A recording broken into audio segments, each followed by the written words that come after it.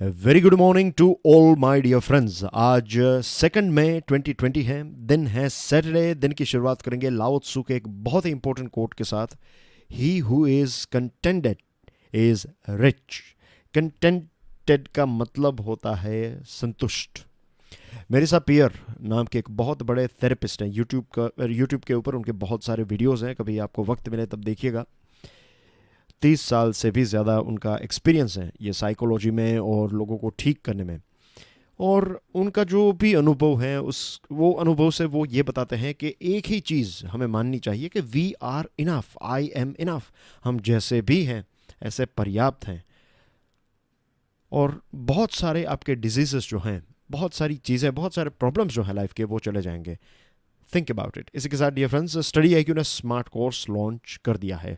ये smart course Bharat की best faculties ने डिज़ाइन किया है। आपकी स्क्रीन के ऊपर हमारी बेस्ट फैकल्टीज़ हैं। इसी के साथ साथ कुछ आईएएस ऑफिसर्स ने भी अपना योगदान दिया है इस स्मार्ट कोर्स को डिज़ाइन करने में। प्री और मेंस दोनों एग्जाम्स को कवर करता है। पेमेंट की बात करें तो इंस्टॉलमेंट का ऑप्शन भी अवेलेबल है। और ज़्यादा जानकारी के लिए all you have to do is download our mobile application. आज के लेक्चर की पीडीएफ को डाउनलोड करना चाहते हैं then check out my Telegram channel. Lecture को दूसरे स्टूडेंट्स के साथ शेयर ज़रूर करें। वीडियो पसंद आता है then hit the like button and please don't forget to subscribe to our YouTube channel. तो फ्रेंड्स, आज हमारे टेबल के ऊपर टोटल 4 आर्टिकल्स हैं क्योंकि आज हैं सैटरडे। लेकिन 3 आर्टिकल्स हिंदू से हैं और एक बहुत ही इंटरेस्टिंग आर्टिकल जो है वो एक दूसरे सोर्स से मैंने लिया है। इंडियन एक्सप्रेस से ये आर्टिकल हैं। It's about new world order. Taiwan के हेल्थ मिनिस्टर ने एक आर्टिकल लिखा है। फिर फूड, न्यूट्रिशन और लाइवलीहुड के बारे में एम एस स्वामीनाथन, जिनको एक दूसरे नाम से भी हम जानते हैं, राइट, वो भारत के क्या हैं बताइए कमेंट सेक्शन में, एम एस स्वामीनाथन। और लास्ट में एक एडिटोरियल है रिकवरिंग अर्ली, इसके बारे में बात करेंगे। आपके लिए एक दूसरा प्रश्न, नीचे दिए गए डिजीज़ेस मैं पढ़ देता हूँ एक बार। सार्स हैं, SARS, फिर हैं जिका, ZIKA, स्पेनिश फ्लू, इबोला और MERS, मर्स। तो ये जो 5 डिजीज़ेस हैं इनको आपको क्रोनोलॉजिकल ऑर्डर में, यानी कि सबसे पहले कौन सा डिजीज़ आया उसके बाद कौन सा, तो ईयर वाइज आपको इनको अरेंज करना है। ऐसा प्रश्न आराम से आपको MCQ में, आपकी प्रीलिम्स एग्जामिनेशन में पूछा जा सकता है। तो डियर फ्रेंड्स, आपकी स्क्रीन के ऊपर जो एक तस्वीर है ये है डॉक्टर चेन शी चुंग। ये ताइवान के हेल्थ और वेलफेयर मिनिस्टर हैं। सबसे पहले तो ताइवान को लोकेट कर लेते हैं। डियर फ्रेंड्स, अगर आप daily financial news analysis follow करते हैं तो ताइवान के बारे में हमने कल और डे बिफोर यस्टरडे भी बात की थी, इज़न्ट इट। तो ताइवान जो है ये एक छोटा सा, क्या मैं देश इसको बुला सकता हूँ, आई एम नॉट श्योर, क्योंकि ताइवान के लोग जो हैं वो अपने आप को ताइवान को एक अलग देश बताते हैं। भारत ने ऑफिशियली ताइवान को एक अलग देश डिक्लेयर नहीं किया है। लेकिन एक इंटरेस्टिंग चीज़ है ये है कि अभी कुछ दिनों पहले ही भारत ने अपनी जो FDI है, फॉरेन डायरेक्ट इन्वेस्टमेंट की पॉलिसी, जो हमारे नेबरिंग कंट्रीज है, वे सारे देश जिनके साथ हम हमारी बाउंड्री शेयर करते हैं, बॉर्डर शेयर करते हैं, तो उनके साथ हमने एक FDI में चेंजेस किया है। तो ताइवान के ऊपर भारत ने ये क्लैरिफिकेशन दिया है कि ताइवान के ऊपर ये चीज़ जो है वो अप्लाई नहीं होगी, ये नए बदलाव जो है वो अप्लाई नहीं होंगे। और एक तरफ भारत ने चाइना, मीन्स ये ताइवान जो है उसको ऑफिशियली एक दूसरा देश नहीं माना है। तो it's a bit tricky thing here, but anyway, कभी फ्यूचर में इसके बारे में विस्तार से चर्चा करेंगे कि इनका मेन इश्यू क्या है। चाइना का क्लेम यही है कि ताइवान उनका ही एक प्रोविंस या फिर स्टेट है। तो ये रहा छोटा सा देश, राइट, ताइवान। मैं यहाँ पर इसको एक अलग देश ही बताऊँगा, ठीक है। और ये रहा ताइवान, यहाँ पर इसका एक मैप है। ताइपी जो है ये इसका कैपिटल है। छोटा सा आइलैंड कंट्री है। एक तरफ है ताइवान स्ट्रेट, यहाँ पर है पैसिफिक ओशन। नीचे आप देखेंगे लुजोन स्ट्रेट है। और ऊपर है ईस्ट चाइना सी, यहाँ पर है साउथ चाइना सी, जिसके बारे में हमने अभी कुछ दिनों पहले बात की थी। और यू कैन सी हियर, ये है tropic of cancer, 23.5 degree north वाली लाइन जो है, जो हमारे देश में से भी गुजरती हैं, वो ताइवान में से भी गुजरती हैं। तो ये है कुछ जियोग्राफी के साथ जुड़ी हुई इंपॉर्टेंट बातें। Now the thing is dear friends, कुछ इंपॉर्टेंट स्टेटमेंट्स जो मुझे इस आर्टिकल में पढ़ने को मिला काफ़ी अच्छे हैं। एक है डिजीज़ नोज नो बॉर्डर्स। ये बात सच है। कोई भी जो रोग है, कोई डिजीज़ जो हैं, बॉर्डर से और ये सारी चीज़ें हमारे लिए हैं, ये डिजीज़ के लिए तो नहीं है। और ये कोरोना वायरस और ऐसे बहुत सारे डिजीज़ ने इस चीज़ को साबित भी कर दिया है। इसी के साथ a crisis anywhere readily becomes a problem everywhere. Wuhan में इसकी शुरुआत हुई और आज देखिए कि दुनिया भर में कोरोना वायरस जो है एक बहुत बड़ा हेडेक बन चुका है। तो crisis anywhere readily becomes problem everywhere. तो ये भी एक इम्पोर्टेंट स्टेटमेंट डॉक्टर चैन कहते हैं। अब ये जो पेंडेमिक है, ये महामारी है, वो इजीली पूरी दुनिया में स्प्रेड हो गई because of international transportation, right. चीज़ें काफ़ी ईजी हो गई हैं in terms of transportation. Of course फिलहाल तो ट्रांसपोर्टेशन जो है वो बंद है। यहाँ पर उन्होंने ताइवान की स्ट्रेटजी के बारे में बताया है। मेरा मानना है कि ताइवान ने जो जो स्टेप्स उठाए हैं ये बहुत ही इंपॉर्टेंट है, जल्दी उठाएं, लेकिन ये सारे स्टेप्स के बारे में आप जानते ही हैं। तो I am going to be bit quick here. Taiwan ने शायद ऐसी कोई नई चीज़ नहीं की है, क्योंकि अलग अलग देशों की स्ट्रेटजीज़ हमने देखी, तो बहुत सारे देशों की अलग अलग मिक्स स्ट्रेटजीज़ जो हैं, शायद सारी चीज़ें जो हैं वो ताइवान ने बहुत जल्दी अप्लाई कर दी थी। फॉर एग्जांपल 31 दिसंबर 2019 को जब कोरोना वायरस को डिक्लेयर किया गया, आई थिंक WHO ने भी इसी दिन पर इसको डिक्लेयर किया था, तो उसी टाइम से ताइवान ने क्वारंटीन करना और डायरेक्ट फ़्लाइट्स क्वारंटीन, यानी कि अगर आप प्लेन में हैं, आप वुहान से आ रहे हैं, तो फिर आपको क्वारंटीन किया जाएगा। तो ये सारी चीज़ों की शुरुआत उन्होंने आज से देखिए कितने 5 महीने पहले कर दी, राइट। 4 महीने पहले, नॉट 5 महीने, 4 महीने पहले कर दी उन्होंने। तो ये एक लीड उनको मिली, उन्होंने बहुत ही एक्टिवली, और हो भी सकता है क्योंकि ताइवान और चाइना के बीच में ट्रांसपोर्टेशन जो है वो भी काफ़ी ज़्यादा होता है। तो अगर उन्होंने 4 महीने पहले ये स्टेप लिया है तो इतना ज़्यादा भी मीन्स, अगर वहाँ पे आप रहते हैं देन यू विल नो कि वहाँ से बहुत सारी फैक्ट्रीज चाइना की ताइवान में है, ताइवान की फैक्ट्रीज भी चाइना में हैं। तो ट्रैवलिंग जो है बहुत सारा लोगों का एक दूसरे, ये दोनों जगहों पर एक दूसरे मीन्स ट्रांसपोर्टेशन जो है काफ़ी होता है। 2 जनवरी 2020 की बात करें तो ताइवान ने 2-3 दिन के बाद ही सेंट्रल एपिडेमिक कमांड सेंटर, उनका एक खुद का सेंट्रल एक ऐसा सेंटर है जो अलग अलग मिनिस्ट्रीज़ और अलग अलग डिपार्टमेंट्स के जो रिसोर्सेस हैं उसको एक जगह पर ला सकता है, या फिर एक कमांड सेंट्रल, उन्होंने एक ऐसा पिरामिड एक्टिव कर दिया कि रिसोर्सेस जो हैं वो हर जगह पर वो डिस्ट्रीब्यूट कर सकें। ताइवान चाइना से बहुत ही नज़दीक है, फिर भी टोटल 183 कंट्री का जो रैंकिंग है कोरोना वायरस में, तो उसमें ताइवान है 123rd रैंक के ऊपर। तो काफ़ी सेफ है ताइवान। और जैसे हम सब जानते हैं कि बॉर्डर को क्वारंटीन करना, वहाँ से आने वाले लोगों को क्वारंटीन करना, फीवर स्क्रीनिंग करना, लोगों को क्वारंटीन में रखना, आइसोलेशन में रखना, तो ये सारे स्टेप्स जो हैं वो उन्होंने भी उठाए। इसी के साथ अगर कोई बाहर से ताइवान में एंटर होता है तो उनका लोकल नंबर जो होता है, तो उससे GPS मीन्स वहाँ की लोकल कंपनीज के साथ मिलकर उन्होंने लोगों को ट्रैक किया, और अगर कोई आइसोलेशन सेंटर में से बाहर निकले तो उनके ऊपर पेनल्टीज़ लगाई। तो ये सारे स्टेप्स जो हैं वो उन्होंने भी उठाए, राइट। लोगों को ज़्यादा से ज़्यादा लोगों को टेस्ट करना, PPEs का इस्तेमाल करना, मास्क का इस्तेमाल करना, पब्लिक प्लेसेस बंद, लॉकडाउन करना, तो ये सारी चीज़ें उन्होंने की। फिर बहुत सारी उनकी हॉस्पिटल्स जो हैं, उनकी जो पूरी सिस्टम है, टियर्ड सिस्टम, स्टेप बाय स्टेप, ये प्राइमरी, सेकेंडरी और टर्शियरी जो केयर्स है उनकी, तो उनको भी इंटीग्रेट करके उन्होंने अलाइन कर दिया। और मास्क का जो एक्सपोर्ट है वो बंद कर दिया उन्होंने। सर्जिकल मास्क जो हैं वो हर जगह पर पहुंचाने की कोशिश की। आप ऑनलाइन बुक करा सकते हैं, फिर आपको बताया जाएगा और आप वहां पर जाकर कलेक्ट कर सकते हैं मास्क। तो इस प्रकार की फैसिलिटीज़ भी ताइवान ने अपने लोगों के लिए क्रिएट की थी। तो अच्छी बात है, ताइवान से भी हम बहुत सारी चीज़ें सीख सकते हैं। काफ़ी एक्टिवली, प्रोएक्टिवली ताइवान ने स्टेप उठाए, और इसी वजह से उनका 183 देशों में से 123rd रैंक, और ये रैंक जितना पीछे हो उतना अच्छा है, तो दैट्स ए गुड थिंग। अब ताइवान के ये जो मिनिस्टर साहब हैं, उनकी एक प्रकार की कंप्लेन भी आपको देखने को मिलेगी at the end of this lecture, end of this article. इस आर्टिकल में वो ये कहते हैं कि ताइवान ने इतने सारे स्टेप्स उठाए, ये जो इसका जीनोम था कोविड-19 का, या फिर कोरोना वायरस का, नॉट कोविड-19, कोरोना वायरस का जो जीनोम है, तो उसको भी उन्होंने तोड़ मरोड़ कर जो एक मेडिकल प्रोसीजर है, तो उस प्रोसीजर के माध्यम से दुनिया के साथ शेयर किया। दुनिया के बहुत सारे देशों के साथ ताइवान ने अपनी एक्सपर्टीज़, अपनी जो चीज़ें उन्होंने की, अपनी जो भी स्टैंडर्ड ऑपरेटिंग प्रोसीजर है, वो सारे देशों के साथ शेयर की। तो ताइवान ने पहली बार नहीं, ताइवान में आज से कुछ 17 साल पहले एक डिजीज़ हुआ था, उसका नाम मैं नहीं ले रहा हूँ क्योंकि वो प्रश्न मैंने आपको पूछा है, लेकिन वो जो 5 डिजीज़ है उसमें से ही एक डिजीज़ हुआ था ताइवान में। तो तब से ताइवान ने एक सबक सीख लिया है, और इसीलिए शायद वो प्रोएक्टिवली इस कोरोना वायरस को हैंडल भी कर पाए।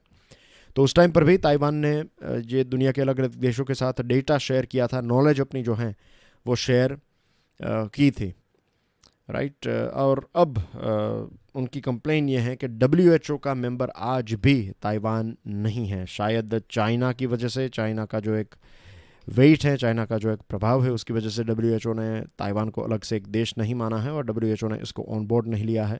तो इनकी कंप्लेन यही है कि जल्द से जल्द हमें WHO में इंक्लूड किया जाए, राइट।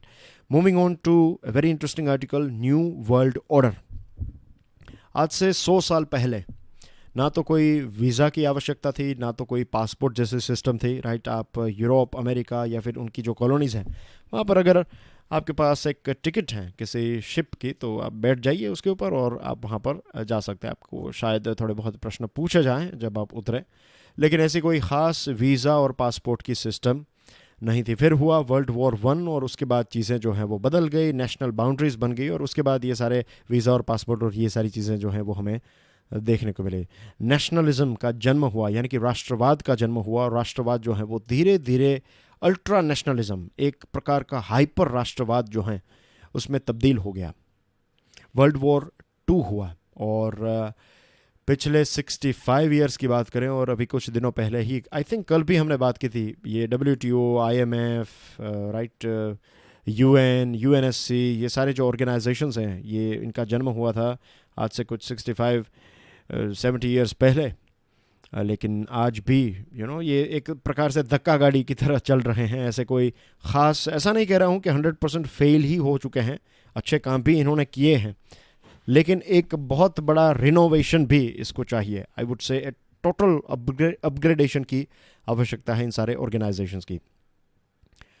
अब इस आर्टिकल में एक बहुत ही इंटरेस्टिंग बात बताई है कि अब इकोनॉमिस्ट जो हैं उनका कहना यह है कि अब ये फ्री ट्रेड का मतलब ये नहीं कि मुफ्त में चीज़ें ट्रेड हो, फ्री ट्रेड का मतलब है कि ड्यूटीज़ और टैक्सेस नहीं लगाए जाते, इंपोर्ट ड्यूटीज़ और एक्सपोर्ट ड्यूटीज़, ये सारी चीज़ें, और ख़ास करके इंपोर्ट ड्यूटीज़।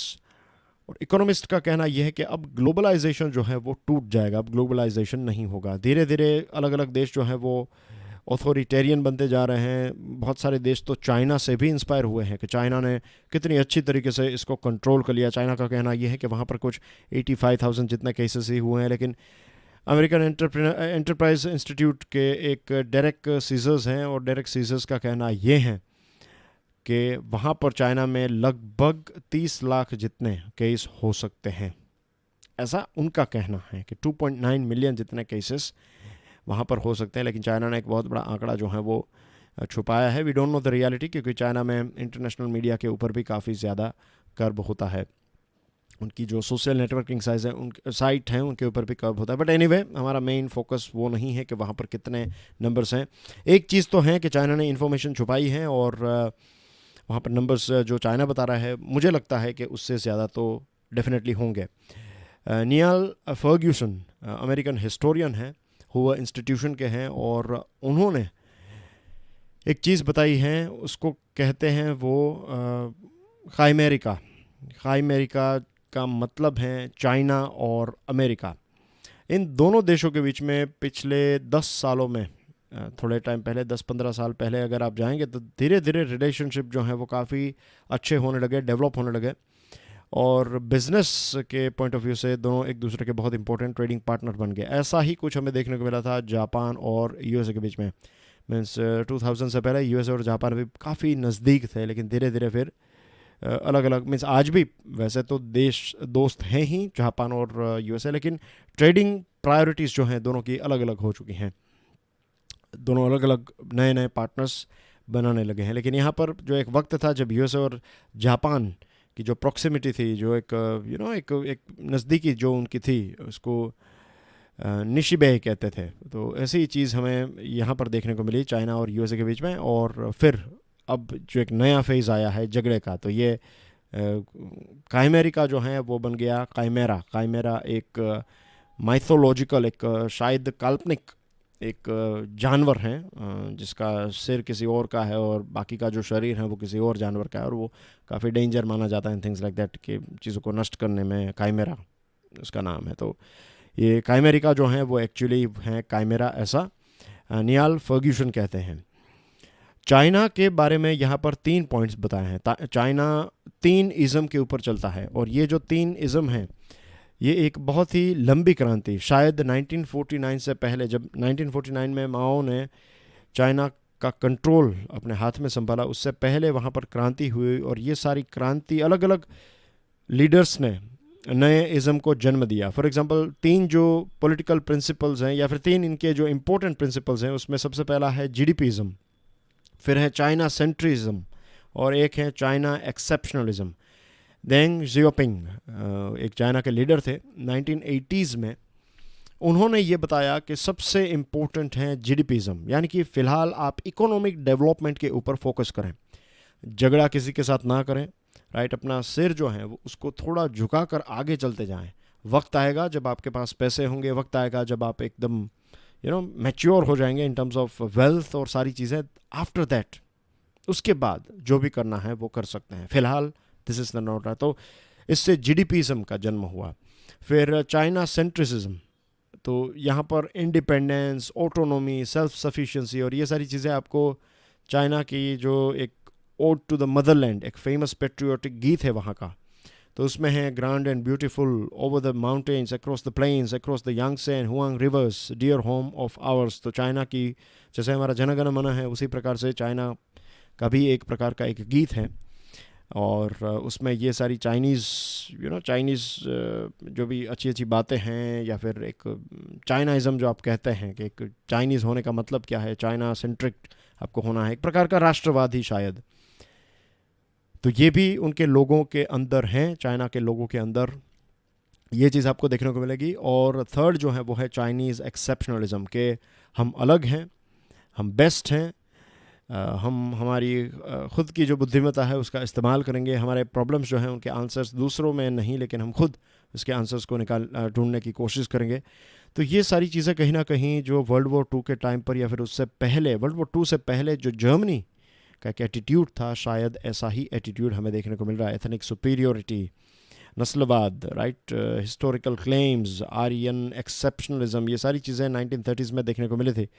हिटलर ने जब चेकोस्लोवाकिया एक देश था, तो उसका एक पार्ट है सुडेटेनलैंड, तो सुडेटेनलैंड को जब कॉन्कर किया, वहाँ पर जर्मन बोलने वाले लोग रहते थे, तो यूरोप के दूसरे जो पावर्स है, ब्रिटेन, फ्रांस, इटली, वो जर्मनी को धमकी देने या फिर उसको कंट्रोल करने की बजाय उसको शांत, मीन्स हिटलर को शांत करने की कोशिश में लगे। हिटलर गलत थे तो भी उन्होंने अमेरिका से भी यही चीज़ थी कि अमेरिका ने, मीन्स किसी ने इसको कन्फ्रंट नहीं किया, किसी ने इसको रोकने की हिम्मत नहीं दिखाई।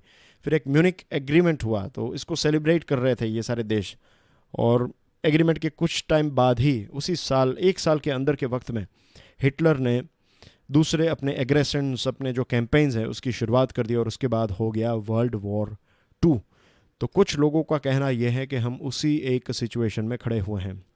यूएसए की बात करें तो यूएसए जो 1939-40 में जो ब्रिटेन था, जो एक वीक देश हो चुका था, शायद अमेरिका आज ऐसा ही कमज़ोर देश हो चुका है।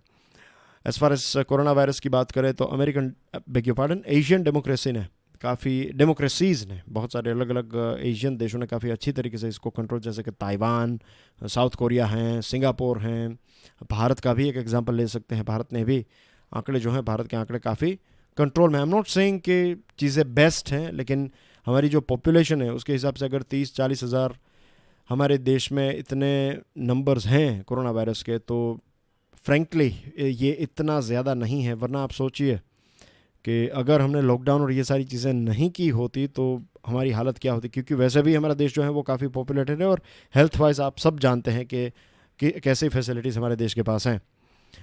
तो इस आर्टिकल में ये एक बात बताई है कि एक नया वर्ल्ड ऑर्डर, नए रूल्स एंड रेगुलेशंस इस दुनिया के लिए, नए रूल्स डिप्लोमेटिक गेम्स के, या फिर दुनिया के लिए नए नियम जो हैं वो भारत, अमेरिका, जर्मनी, ऐसे कुछ देशों को ह्यूमन सेंट्रिक डेवलपमेंट कोऑपरेशन को ध्यान में रखते हुए एक नया चार्टर, जिसमें environment, health, technology, democratic liberalism, ये सारी चीज़ें जो हैं इसके पिलर्स हों, तो ऐसा एक नया वर्ल्ड ऑर्डर या फिर एक नई दुनिया जो है इस प्रकार की, इन सारे पिलर्स के ऊपर ये सारे देशों को बनानी चाहिए। फिर एक आर्टिकल लिखा है डॉक्टर स्वामीनाथन साहब ने, राइट। हमारे देश में उन्होंने एक बहुत इंपॉर्टेंट रोल प्ले किया था हरित क्रांति में, ग्रीन रेवोल्यूशन में। तो उनको कहा जाता है, चलिए मैं आपके ऊपर ही छोड़ता हूँ, I am not giving you the name कि उनको एग्जैक्टली क्या कहा जाता है। Anyway, coming to this article, वो लिखते हैं, काफ़ी अच्छी बातें उन्होंने लिखी है यहाँ पर, काफ़ी इंटरेस्टिंग पॉइंट्स हैं जिसके बारे में हमें सोचना चाहिए। We need to understand the different dimensions of food security in a holistic manner in order to address this problem in its totality. जो फूड सिक्योरिटी है, खाद्य सुरक्षा, इसको हमें एक होलिस्टिक तरीके से देखना चाहिए, तभी हम इसको एड्रेस कर पाएंगे। सबसे पहली बात आती है प्रोडक्शन की। आज प्रोडक्शन में क्या इश्यू हैं? देखिए, एक ऐसा वक्त था जब हम शिप टू माउथ यूएसए से अनाज यहाँ पर आता था और फिर डिस्ट्रीब्यूट करके लोगों का पेट भरता था। हमारा देश ऐसी हालत में था।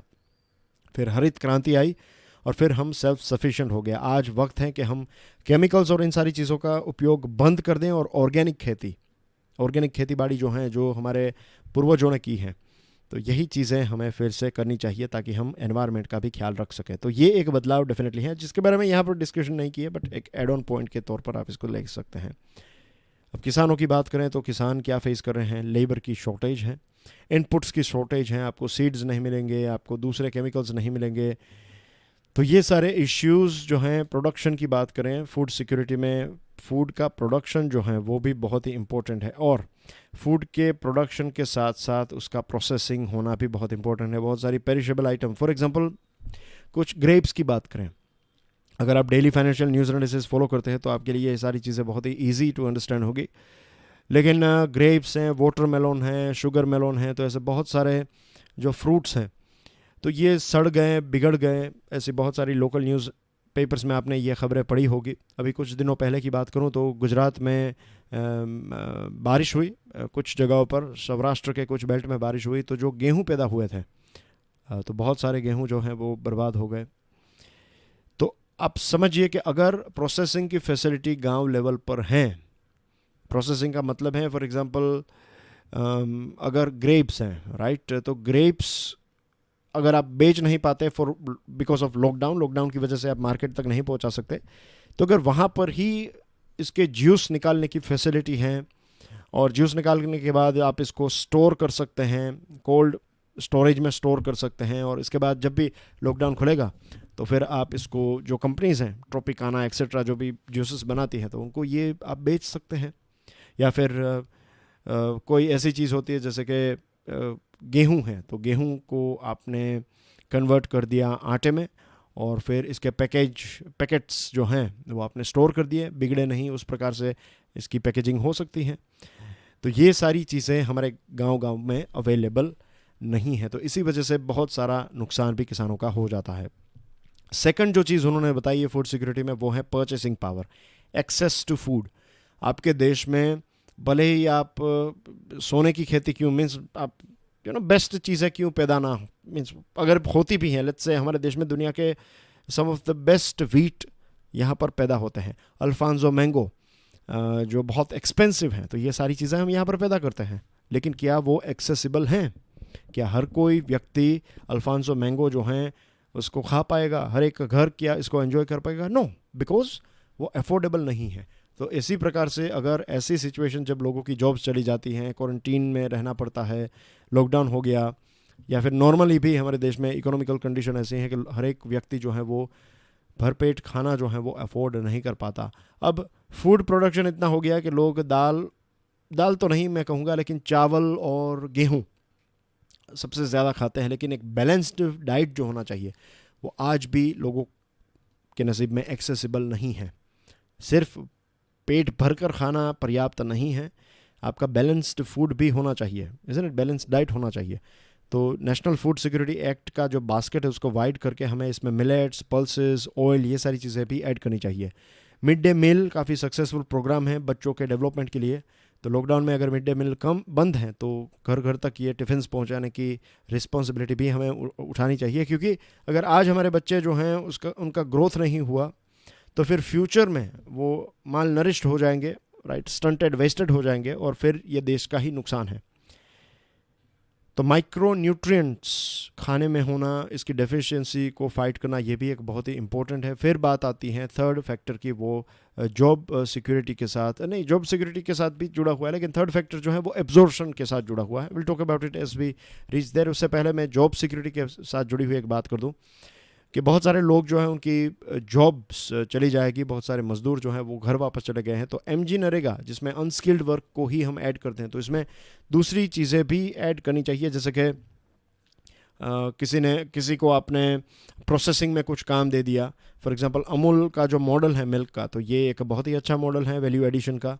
फिर म्यांमार का एक मॉडल है, वहाँ पर राइस बायो पार्क होते हैं, तो जो चावल की खेती है तो उसके जो स्ट्रो, ब्रान, ये सारी चीज़ें, उसका भी इस्तेमाल वहाँ पर किया जाता है। तो ऐसी ऐसी चीज़ें, ऐसा सेटअप जो है ग्रामीण विस्तार तक होगा, अगर ग्रामीण विस्तार में अगर होगा, रूरल एरिया तक ये सारी चीज़ें प्रोसेसिंग की शुरुआत हो जाएगी, तो बहुत सारे लोगों को वहाँ पर जॉब भी मिल जाएगी, और जॉब और फूड सिक्योरिटी एक दूसरे के साथ जुड़ी हुई है। और थर्ड जो डायमेंशन है वो है एब्जॉर्प्शन का।